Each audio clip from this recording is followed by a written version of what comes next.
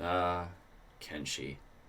Lo-fi games, cult classic, open world sandbox RPG, set on the moon of a planet whose name has been lost to time, where you write your own story amongst the sprawling, luscious, and welcoming landscapes. Assemble a crack team of squad mates, and then subsequently get pummeled into the dirt and lose said squad mates, get wise to the ways of this world, and get strong enough to dunk on the homeless, and to make the god awful beak things literally anyone else's problem. Now, I myself am a huge fan of lore and world building in games, and Kenshi is an absolute masterclass in how to execute this. Even with the bits and pieces we're able to glean from different locations on the map, conversations with NPCs, and books scattered across the world, the history of Kenshi is intentionally vague, leaving so much of the game up to your own interpretation. Kenshi suffered at least two massive, cataclysmic events over the course of thousands of years, erasing untold amounts of history, leading us to the present era. There are some great channels out on YouTube that have fantastic deep dives and documentaries into the lore that we do have access to for Kenshi, and if that strikes your fancy, I highly suggest you checking them out. I refer to these videos a lot myself when first getting into the game, and they really helped me try and craft this storyline to be as lore accurate as I could be, and make sure that my headcanon didn't stray too far from the path. I, for one, am incredibly grateful for the work these guys have done, and I can't recommend them highly enough for learning more about Kenshi. Now, I don't have any weapon or armor mods, but the two crucial ones for this storyline are going to be recruitable prisoners. That's going to be really important for doing what we want to do, and the 256 recruitment limit, which is necessary for recruitable prisoners to function. While Game Starts Plus is an awesome mod, and I love using it for other things, it's not totally necessary for this arc. But now we get into the meat and taters of our storyline. I built this story off of the slave's start, which spits you out in the heart of Akron country as a slave for the holy nations in rebirth mines. While this beginning can pose its challenges, it was the perfect start for us to craft this tale of conquest and liberation on Kenshi.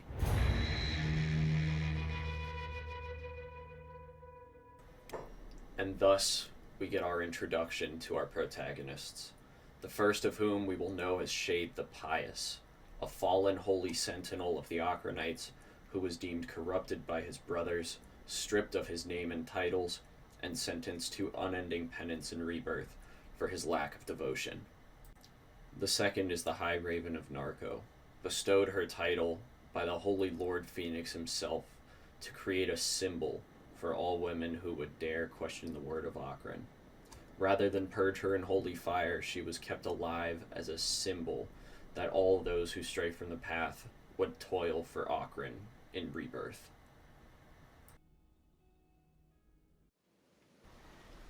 This hadn't always been the case, though, as Raven of the Akronites was as devout a follower as any other Akronite was at one time. As any good Akronite does, she studied at length the teachings and gospels of the holy priests and the holy lords Phoenix before her, striving to show her devotion.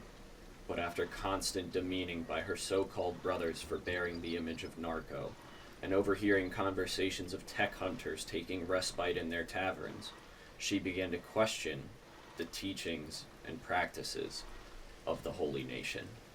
Like many theologians before her, she began to seek the answers. Bearing the sole burden of a crisis of faith, she offered prayers at the center of town to the statue of the Holy Lord Akron, hoping to receive some guidance, but none would come. Then enters our holy sentinel, not yet known by the name Shade the Pious.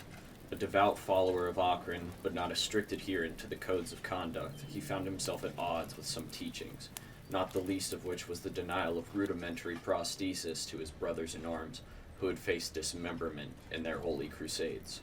It was at the base of the Lord of Light that our ill-fated protagonists would meet, each suffering their own silent crisis of faith and seeking enlightenment from the Lord Akron himself. But alas, darkness dwells in silence, and their lack of devotion was sensed. Like locusts, the paladins descended upon Raven, deeming her blackened heart the greatest threat, and quickly dispatching her. Being deemed corrupted for being in the presence of Raven at the time of her arrest, our renegade sentinel was surrounded by his former brothers, the act of defending himself adding further to his list of transgressions. Though his skill with the blade was not in question, the conflict of fighting his brothers and the sheer volume of opponents would prove to be far too great, even for him. For Raven was swiftly placed in shackles, and the sentinel would soon fall. Carried off for judgment by his former brothers, as Raven of Narko was marched away to the mines of Rebirth. The journey to Rebirth is long and harsh, but offers one time for reflection. Facing the judgment of the 62nd Holy Lord Phoenix and branded with the title of Raven of Narko, Raven was held in Blister Hill for a night before being sent to the mines. The renegade sentinel was deemed a disgrace, and once stripped of name bore only the title of Servant of Akron. But while awaiting transport to Rebirth, Raven received a vision of dusk, and a soft voice spoke, stating that the title bestowed by the Phoenix was true, but lacking. The voice dubbed her High Raven, and informed her she was destined to bring order and balance back to the moon of Kenshi, to remind the holy nations that there can be no day without night, and no light without dark. Bearing renewed purpose, Raven marched. Upon recognizing the sentinel, she quietly christened him with the name Shade the Pious, and anointed him as her right hand to help usher in the new era for the holy nations. Now I know this exposition may have felt like one of those late night History Channel shows that your dad falls asleep to. But worry not. We're finally at the start of our story.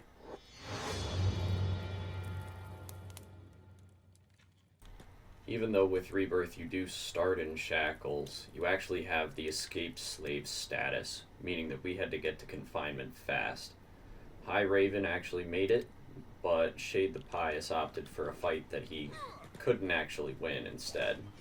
Because even though he was a badass in that intro cutscene, our stats are in fact back to ones across the board. With Raven's hair now shaved and their enslavement fully processed, both would begin their first day of many, toiling about in the mines of Rebirth in service to the Holy Lord Akron. Now, breaking away from the RP and storytelling for a moment, the Slave Start comes with some really nice benefits, aside from the whole, enslavement aspect of things. For one, you can never starve to death as a slave, as dead slaves can't work. Being in the starving state drastically reduces your skills, but is fantastic for early game training arcs. And since I have a day job with unpredictable hours and not so voluntary overtime, this was the perfect way to AFK farm our heroes' strength, athletics, and laboring stats. Unlocking and removing your shackles gives a tiny boost to lockpicking for each attempt, and stacking shackles in your inventory gets you to the heavy and overweight encumbrances really quickly, which is necessary to build that strength stat up. Going into stealth while you have the obedient slave job active can rapidly level your stealth skill just walking from one task to another, given that you don't get spotted. But even being spotted isn't the worst thing, as fighting the guards will improve your dodge, block, toughness, and maybe even martial arts skills, with the worst case for a fight being a recovery coma timeout. At least, most of the time anyway. We'll get to that. But now, we return to our tale. For over a month, the High Raven of Narko and Shade the Pious toiled in the pits of Rebirth, using all means available to them to train themselves, honing their skills as best they could under these circumstances. Even while malnourished, they grew stronger. Even while shackled, they grew swift. Even while chained, they stepped silent. In these dire circumstances, they resorted to unconventional means at times, perfecting their methods of silently dispatching others by training on the bodies of slaves whose minds had been broken by the pits. Through this skill, they would stand a chance against the sentinels. Over time, their fingers became nimble enough to crack any lock, and by refining this skill on the restraints of fellow slaves, they found allies, and the sentiment of freedom was slowly rekindled amongst the subjugated populace of Rebirth. After weeks of hard labor and individual resistance, Raven of Narko and her hand Shade the Pious set a plan in motion to escape from Rebirth, planning to free as many unwilling servants of Akron as they could upon their exit. Using skills honed by the pits, they dispatched unwary sentinels under the cover of nightfall, obtaining their holy armor as a means of disguise for enacting their plan. On the eve of their 40th day in the pit, the time had finally come, and they gathered what little resources they could that had been left about by the Akronites, and after freeing as many slaves as would dare to join them, they made for the gates of Rebirth. But no plan of action survives first contact, and this plan was no different. Near instantly, the guards at the gate descended upon the undisguised slaves, with Raven and Shade attempting to take who they could and use the distraction of the brawl to escape. But seeing those in holy armor fleeing from the fray as opposed to joining in seemed to raise suspicion, and their disguises were swiftly blown. As they fled the Canyon of Rebirth, their companions tried and failed to keep the attention of the pursuing Akronites, and even as Shade stayed behind to prevent the capture of Raven, the army of Akron was just too great in numbers, and both would fall to the dirt at the mouth of the cliffs. The taste of freedom, so close, yet so far. Or was it? By some stroke of fate, be it divine intervention or just straight RNG, the Akronites left Raven and Shade where they lay, opting instead for the recapture of the slaves closer to the gates. A Shek named Ribs had managed to evade recapture, and offered his assistance as a token of gratitude for liberating him from his disgrace. After briefly laying low from being battered and beaten during the escape attempt, they began to set course across Akron land. While their wounds caused great delays in progress, the three were able to regroup outside of a Holy Nation farm. After narrowly avoiding sentinel patrols, Raven and Ribs were able to escape death by sheer luck, thanks to the swift thinking of Shade. After liberating fresh meals from a storehouse, he used his paladin training to blend with the farmers and acquire the necessary supplies to stabilize his companions.